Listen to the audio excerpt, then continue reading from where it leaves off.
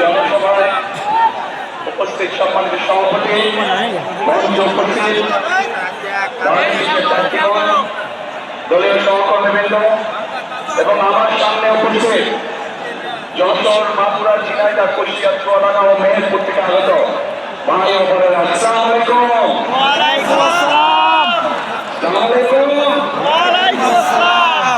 ভালো আছেন আপনারা? আলহামদুলিল্লাহ। প্রিয় ভাই বোনেরা, আজ আমরা একত্রিত হয়েছি আগামী 12 তারিখে বাংলাদেশের মানুষের যে রাজনৈতিক অধিকার বিগত প্রায় 1 যুগেরও বেশি সময় আগে কেড়ে নেওয়া হয়েছিল, বাংলাদেশের মানুষের কথা বলার যে অধিকার বিগত প্রায় 1 যুগ আগে কেড়ে নেওয়া হয়েছিল, সেই অধিকারকে প্রয়োগ করা, যার জন্য গত 1 যুগে হাজারো মানুষ গুম খুনের শিকার হয়েছে, লক্ষ লক্ষ মানুষ গায়েবী মামলার অত্যাচার নির্যাতনের শিকার হয়েছে। সেই অধিকার ইনশাআল্লাহ বাংলাদেশের মানুষ প্রয়োগ করতে যাচ্ছে।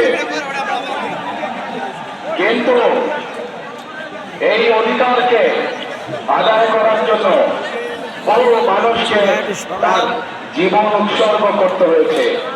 বহু লক্ষ মানুষ অত্যাচার নির্যাতনের শিকার হয়েছে। প্রিয় ভাই বোনেরা,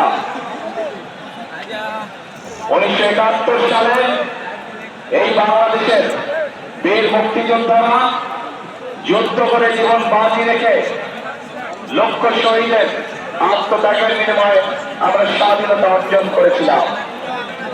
একইভাবে 2024 সালের জুলাই আগস্টে ছাত্র জনতার আন্দোলনের মাধ্যমে সেই স্বাধীনতাকে আমরা রক্ষা করেছি।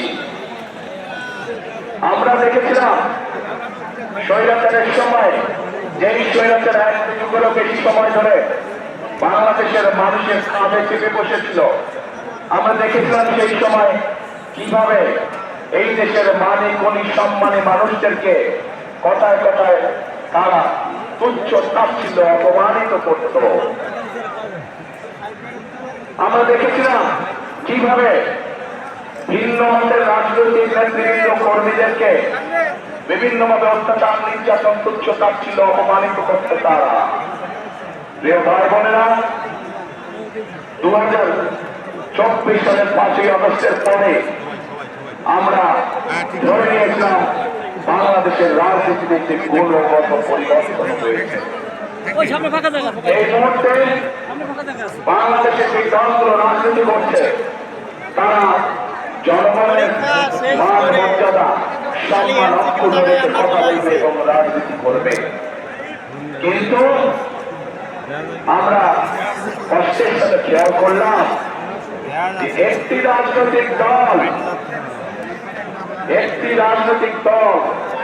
5ই আগস্টের পর থেকে এই দেশের অর্ধেক জনগোষ্ঠী অর্থাৎ মা এবং নারীদেরকে তুচ্ছ তাচ্ছিল্য করে কথা বলা শুরু করল। তারা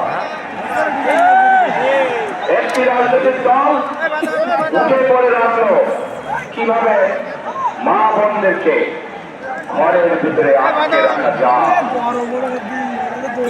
একটি রাজনৈতিক দল লোক দেখলে গ্রহণ